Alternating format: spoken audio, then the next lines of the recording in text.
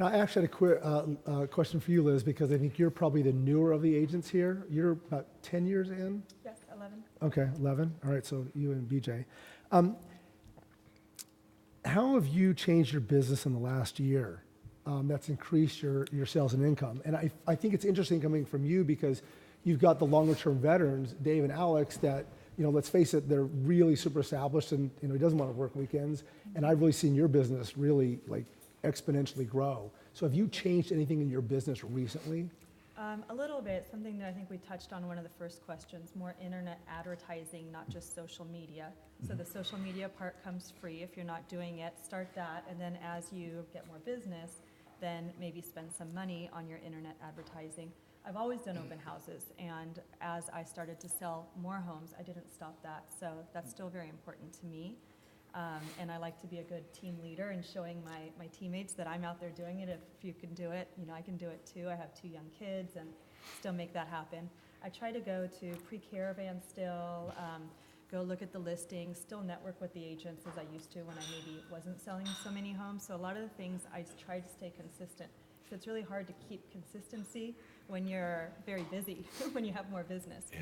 So most of what I'm trying to say is that I'm trying to do the same things I did before, because at some point they work if you're consistent with them, and I don't want to drop that that got me the momentum that I have. So yeah, probably the internet, and that's the biggest change, really. All right. BJ, have you changed anything in the last year in your business to help increase it? I wouldn't say anything to that degree. I think that the way that I market to my clients, to my sphere, is different. It was different during the boom years of 2004 and 2005 than it was during the REO years, and it's different. 2013 and 14 is a little bit different than this year. I think that I've gone back to a lot of the clients who had reached out to me considering things like short sales, and I've let them know that they now have equity, and that now may be a good time to list. So I think the point of what I'm trying to say is that your message changes as the market changes. So, and then you have to just kind of take that angle and go back to your sphere of influence and reach out to them in whatever way that may benefit them. So that's changed over time, and it's going to continue to change over time. But what I am doing now is going back and saying, hey, now may be a good time to sell. If you're trying to time the market, now's a good time, kind of things to that degree. Okay, all right. I would actually like to add to that, and I know I've said this quite a few times, but I cannot stress it enough. The re-implementation of the basics, excuse me, that we all do. When you're busy, as Liz just said, it's easy to forget how to do them. But if you think about an open house, look, I still do 2 a month, okay? Sometimes 3. And here's the way I look at it. If you're sitting in a $500,000 house, and let's say you do 4 of them in a row, so that's 12 hours plus prep time. Let's say you're into it for even 20 hours, 15 hours, whatever it is. And you meet somebody on the last one, and you go and you show them houses 4 times, 2 hours each time, that's 8 hours, and they buy a house. It takes a couple hours to make the deal because you're doing it on the internet anyway. So that's 10 more hours. So where are we at so far? 30 hours or so? So you got 30 hours in this thing, then you got an escrow to run. Maybe you even got 40 hours in it. That if you have a TC or someone to help you, so you got maybe 10 more hours. Bottom line, you're into it for 50 hours, let's say. And you get a $12,500 check. How much is that an hour? I don't, well, I guess I'll figure it out. $400 an hour? All right, let's say it's $400 an hour. Let's say it's $200 an hour. Where are you going to make $200 an hour?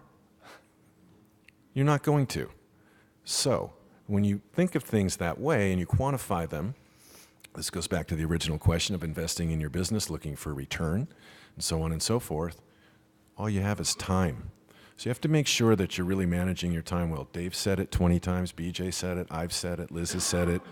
It's so critical that you do that. And the tools that you use have to be tools that work for you. So like for me, when the market tanked in '08, I went back to all the basics, and I'm probably one of the few people that really did, in the sense that I didn't wait. Thankfully, we had some money put away, and my wife and I made a decision to invest some of that money back in the business, because at that time I'd already been doing this for 28 years or something, and I couldn't imagine starting over. And I knew it would come back, I just didn't know when. And we haven't looked back. And the reality of it is all we've done is the basics. Farming, returning phone calls, all the things that you have to do. How many of you guys get on the phone to present an offer and you never, or an offer shows up in your email? I was just sitting here, got an email with a lowball offer on one of my listings while we're sitting here. I've never had a phone call that this offer was coming in. I've never had a conversation with the agent. I didn't know anything about it. How can that agent properly represent her buyer without ever communicating to me that there's an offer coming in, trying to explain the position and so on and so forth? It's crazy, right? Well, that's a big part of it. That's a perfect segue, actually. That's into why one I of the did it. questions I had. Thank you. That's It's why I almost like did we it. practiced or something. No, I was reading your mind. Yeah, thank you.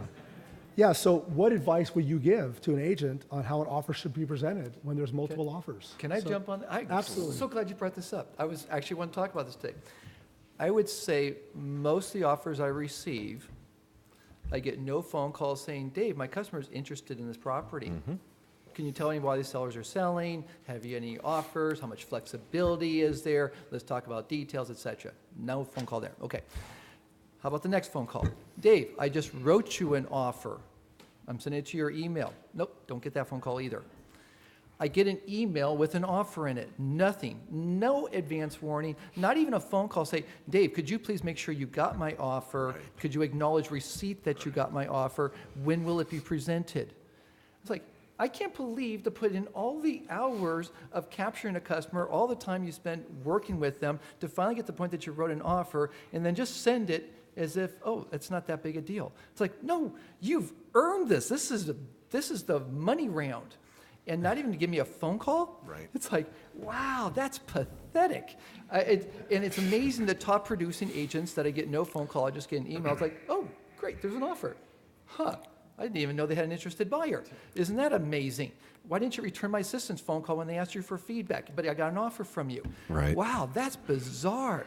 I don't get it. Okay, so it's like, especially, I love being a listing agent. It's so cool being a listing agent because I get my weekends off. And I want the agents to call me. I want you to call me to say my buyer's working on this. Right. How much flexibility is there in price? Well, we're going to find that one out together because I'm not going to tell you. Right. Okay? But you start telling me information about your buyer, and you know something, so often we can work our way towards a common goal because we do share the common goal. You're representing your buyer's best interest, we're representing the seller's best interest, but we have a goal of putting the two of them together that makes sense for all parties. And communication with the seller's agent really goes a long ways. The next thing, of course, multiple offers. Okay, you have multiple offers and you want to win multiple offers, definitely communicate with the seller's agent over and over and over again.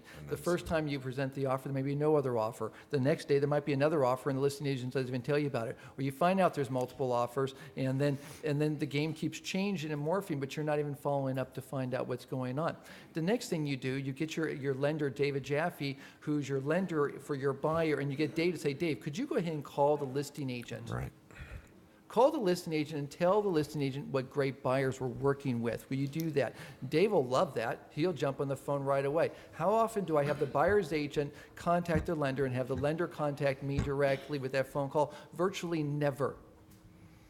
Now, you just elevated your buyer in this buying process because the listing agent who can now brag to their sellers, in fact, I already spoke to the buyer's lender directly and grilled that lender on all the buyer's qualifications, makes the listing agent look really good. And also the fact is, of course, then the seller feels really happy. The fact is, yeah, you groomed or you scrubbed this customer with the lender, your confidence level with the customer goes up. Okay, so the buyer's agent is on top of it. They share all the information. The lender's on top of it. You feel like, okay, we have one really good buyer here. And how often it happens as a listing agent, you have competing buyers. The one agent, okay, who's here coming from the San Fernando Valley? Yes, nobody. Oh, sorry, one. Okay, sorry. Okay, so you have a San Fernando Valley agent and you have a local agent.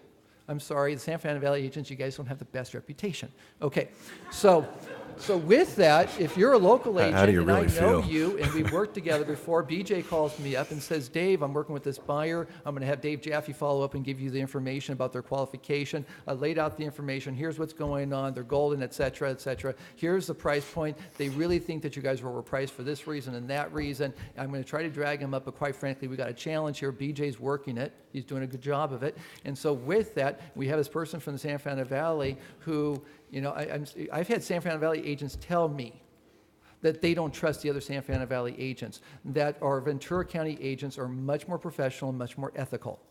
Okay, this is coming from the agents of San Fernando Valley, so I'm just using their own words against them.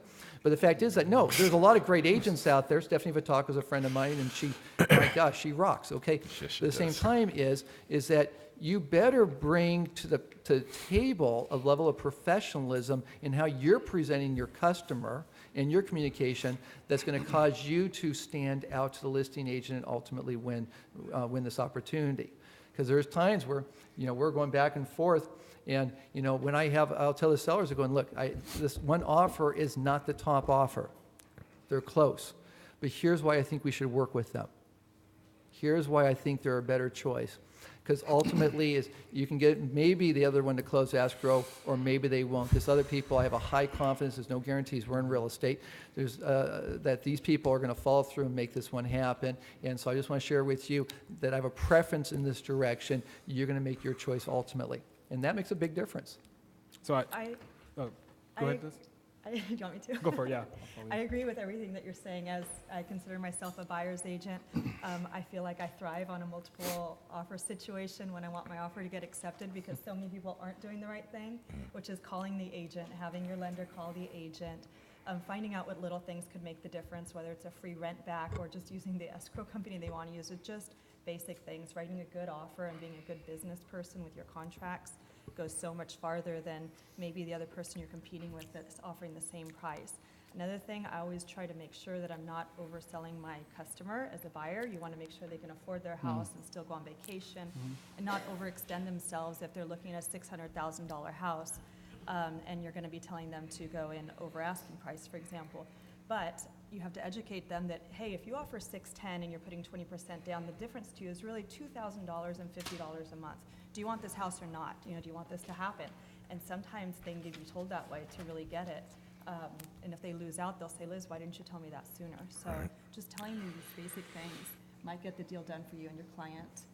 Oh, I agree. Go ahead, You BJ. you guys both brought up really good points. And it's, as a buyer's agent, it's incredibly unfortunate to be in a multiple offer situation, because you can only have one winner, right? You're going to have, I've been in numerous situations where you're working with a buyer and, you're writing up an offer, there's 3 competing offers and they don't get it. Next time there's 8 competing offers and they don't get it. And that continues to go on. So one issue that we have as buyer's agents is counseling them to understand that exactly what a multiple offer situation is. So, because a lot of times they can come back and point the finger at the agent and say, hey, you're not doing your job, my offer's not getting